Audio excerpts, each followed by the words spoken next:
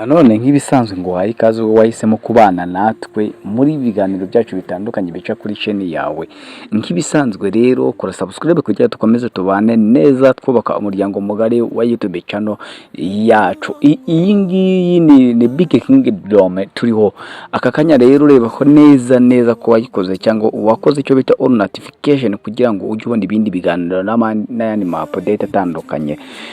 Niko ndi gusuza umuntu uri mu majyepfo mu majyaruguru ndetse umujyi wa Kigali burasirazuba n'uburengerazuba hanze y'igihugu cy'u Rwanda. Mwese turabakunda, amahoro y'Imana akomeze abane namwe, imigisha Imana itanga igikomeza ibane namwe bitewe n'urukundo mwate tweretse. Wowe wakoze subscribe tuhora dugusabira imigisha y'Imana itanga. Nk'isanzwe nivuze ko ngomani gasagiye ntawangwa na bose. Tuba tuvuze muri cya kiganiro cyacu cy'uruhererekane gitukora kuri filimi bita My Testimony cyangwa ubuhamya bwanjye, aho tujye kujya kubabwira ku bintu bigiye bitandukanye tugenda tubona mu buzima busanzwe ndetse n'ubuzima bwa Bible n'ubuzima bw'umukristo n'ubuzima bwo muri filimi. Aka kanya rero turagarutse cyane tugiye kuvuga ku bantu bakurikira. Turavuga kwa Pasiteri na Mama Pasiteri ndetse tuvuge kuri Naome ndetse tuvuge na muganga na mugabo bita Kwerema. Naho ngaho rero tugiye kugira gusa twirukanse. Burya ibintu byose uzumva umuntu akubwiye ntukabikinisha, dore yuko muri no minsi hadurutse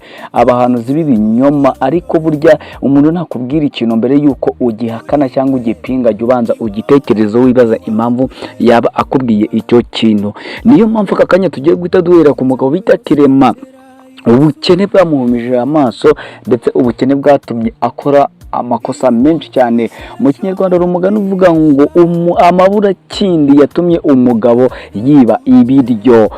Umve ako kantu ngo amabura kindi yatumye umugabo yiba ibiryo. Ni ukubera iki amabura kindi yatumye umugabo yiba ibiryo? Ubundi no kuvuga ngo ubuzima butarimo amafaranga buba burimo inzara n'ibibazo. Inzara ishobora kuba yatuma igukoresha ibintu byinshi, ariko inzara n'ubukene ni ibintu bibiri bitandukanye, kubera yuko umuntu ashobora gukena akora, ariko umuntu ashobora kugira ubukene nta kikazi afite, n'umuntu ashobora kugira ubukene afite akazi. Urumva ko inzara rero ni inzara iba ifite abantu bose. Inzara iba ifite abakire, inzara ikaba ifite abakene, inzara ikaba ifite abatindi, ikaba ifite n'abatindi nyakurya, ikaba ifite n'abaherwe. Umuntu wese wo ku isi akaba afite inzara, ariko benshi cyane bakunda gukora amakosa bitwaje ngo ni inzara yabiteye, nk'uko Kirema ari kwiyitiranya ibintu akavuga ngo nimba Imana ishaka ko ngira ko mva mu byaha ninyohereze amafaranga.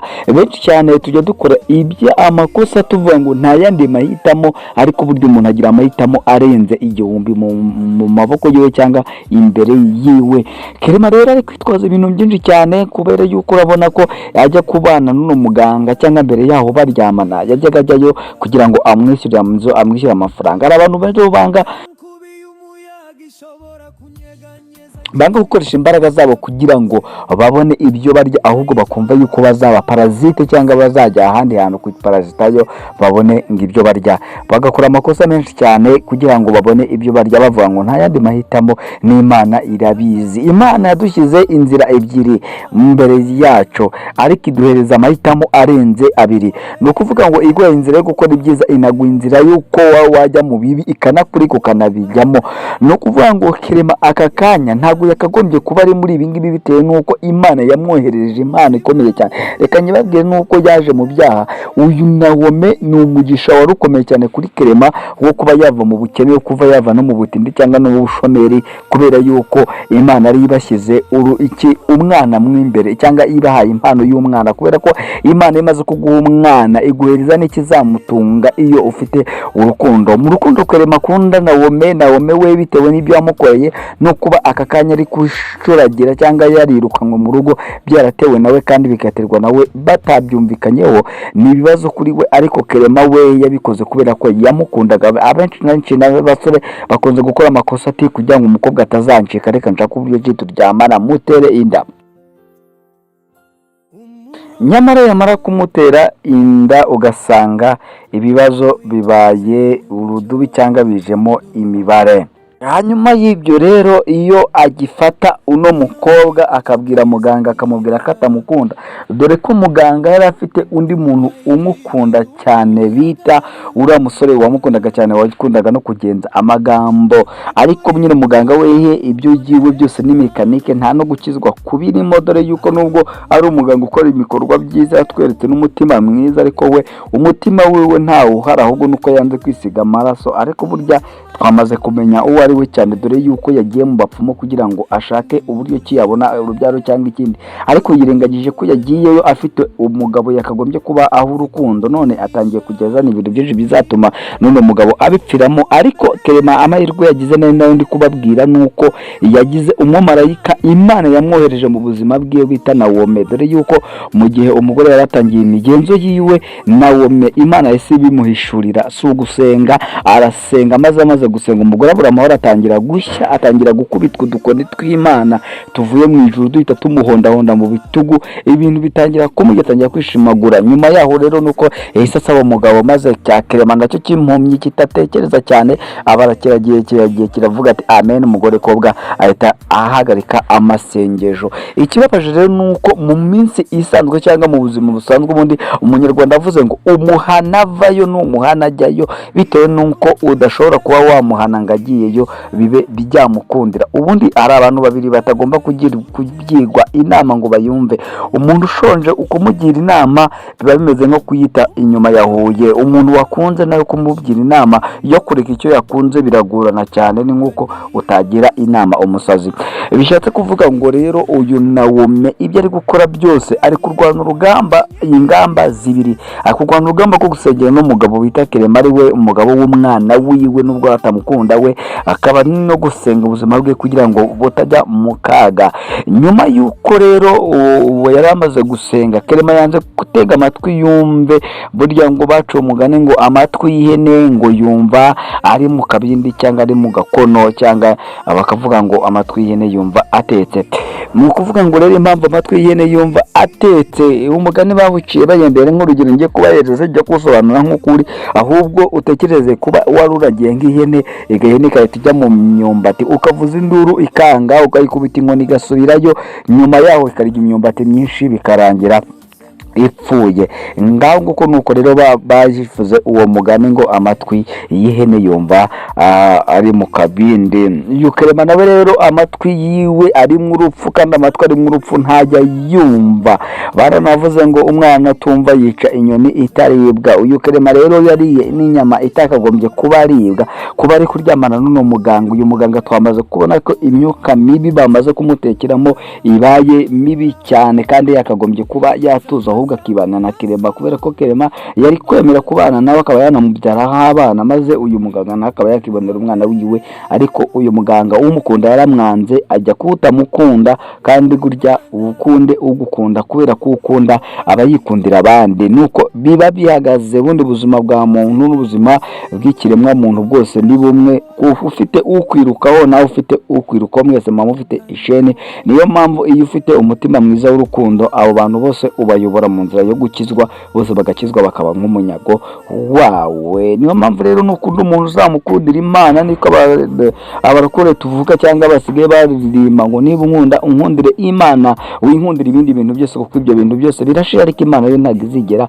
ishira. Umumarayika rero bamaze kumwirukana mu rugo, bivuze ngo Clement agiye guhura n'ibibazo bya buri munsi, dore yuko nawe yivugiye yuko yari yicaye bikamucanga agatongana. Nyuma yo kuvuga yahise aryama agasinza atageze amenya ukuntu byagenze. Ariko rero yaje gukangurwa n'isengesho. Iryo sengesho ntabwo yihaye agaciro, naryo n'inzozi bamuroteye yuko yarose bamuteye imbugita cyangwa icyuma cyangwa umushyo, ntabwo yigeze abiha agaciro. Ariko nyamara buri ikintu cyose kivuzwe n'umuntu usenga ujye ugiha agaciro. Nakubwiye ngo mbere yuko uhinyura ibyo bakubwiye, ujye ubanza ukoreshe ziriya sensi zawe zose zibyumve, kandi zose zigufatire bigufatire umwanzuro kandi ushyitse. Nunabihakana ubihakana wihaye impamvu ya nyayo, nunabyemera ubyemere kubw'impamvu ya nyayo ubonyemo. Rero ntabwo dutinda, ubwo twari tuvuye kwa Clement ndetse n'uwo bita Nawomi. Ariko Nawomi tumugarutseho gatoya, Nawomi agiye guhura n'ibibazo bikomeye cyane by'uko bamwirukanye naho yarari, ariko ni n'umugisha ukomeye cyane. Ariko ikibazo cyiwe nuko agifite ubwoba bw'uko papa we yamwirukanye, kandi nawe mu rugo batangiye kumuhigahiga bitewe n'inzozi mama wiwe yararose. Kandi mujye mutinya inzozi umumama yaroteye ku mwana we mu gihe yamubuze, ntabwo ari amarangamutima ariya nk'uko yabivuze. Nawe utekereza urose ko umuntu yapfuye, mu gitondo wabyuka mu gitondo ugasanga ikintu cy'inyamaswa cyangwa ikindi kintu cyapfiriye ku muryango wawe cyangwa hafi mu rugo rwawe, aba ari ibibazo bikomeye cyane. Nicyo kimenyetso kiba gikomeye cyane ko ibyo byaroswe n'ibyo byavuzwe bishobora kuba byaba ukuri. Rero niyo mpamvu rero uyu mumama cyangwa na wome bose bafite ibibazo bibiri. Bafite umwe yaroteye uwamuteye inda ko bamwishe, undi arota ko umwana we yapfuye. Bivuze ngo kuba banamwirukanye mu ijoro ni ikimenyetso gikomeye cyane cy'uko uyu mumama cyangwa uyu mukobwa agiye guhura n'ibibazo, ko ashobora kuba yahura n'amabandi mu nzira akamwaka igikapu azi ko afite ibintu byinshi bihenze, maze akamutera n'ibyuma cyangwa akamukubita nk'ikintu, bigatuma uri mu nda cyangwa we ubwiwe aba yabura ubuzima. Nuko byifashe kwa Nawomi, kandi mukomeze mu musengere, ntimukabone ibintu nka biriya muvuge ngo ni filime gusa, ahubwo hari umuntu uri guca mu bintu nka biriya, cyangwa nawe uri kunyumva cyangwa nawe uri kuyireba ugasanga ibyo bintu ari kubicamo kandi bikomeye cyane. Niyo mpamvu buri munsi mugomba gusenga Imana mukabwira ati Mana undinde unarinde n'abantu bari mu byago no mu makuba. Ni ukuvuga ngo rero dukomeje ikiganiro cyacu, reka turi kwa mama pasiteri we wamaze kumaramaza kuba yava mu rugo rwiwe akagenda akajya gushaka umwana wiwe, ndetse nyuma yo gushaka umwana wiwe ntagaruke mu rugo kundi, ahubwo akibanira n'umukobwa wiwe. Hanyuma gati aho ngaho umugabo wiwe akaba yifuza yuko umwana yagaruka, ariko agahita amwohereza kwa nyirasenge mu Burundi kugira ngo ajye kubyarirayo. Ibyo ngibyo no mu mama we ntabwo azabyemera, bitewe n'uko yamaze kwerura yuko atacyubaha umugabo we. Burya umugore ntatinyuka akabwira umugabo ati ngo sinyikubaha, icyubahiro naguhaga cyose nakugombaga nakiguhaye cyararangiye, ubu gisigaye nta kindi kuri wowe, ndagufata nk'umuntu usanzwe. Ibintu biba byageze irudubi, biba bikomeye, biba bigeze ahantu hagoye, biba bigeze ahantu hakomeye cyane, aho umuntu atangiye kwiyanga yumva ko ubuzima bwamaze kubwanga. Aka kanya dufite ubwoba bw'uko mama pasiteri we yashobora no kuba yakiyahura akimanika mu mugozi.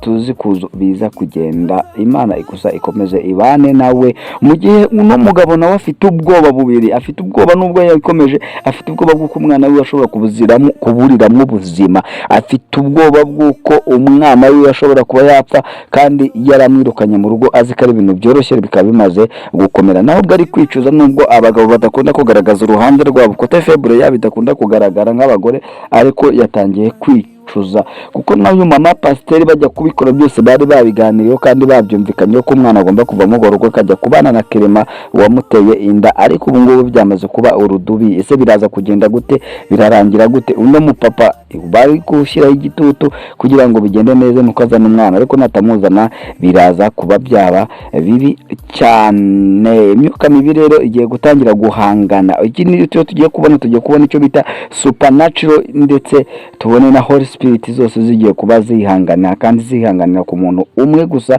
bita Clement. Ese no mugore igitambo bamusabye nicyo kugira ute? Bitewe nuko bamubwiye ko bakeneye igitambo cy'amaraso, uyu Clement ari mu bibazo, agiye gupfa. Imana imutabare.